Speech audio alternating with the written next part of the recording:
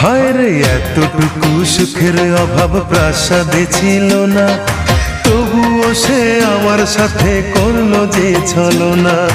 একদিনে আমি মনের ভুলে গিয়েছিলাম দূরে, এসে দেখি প্রাসাদ আমার ছাই হয়েছে পুড়ে। জানি না সে কোন সে রাজার হয়েছে রাজরানী, বড় বেশি সুখে সে নাই এতটুকুই জানি। ভুল মানুষ ভালোবেসে জীবন আমার হলো শেষে ধুধু মরুভূমি।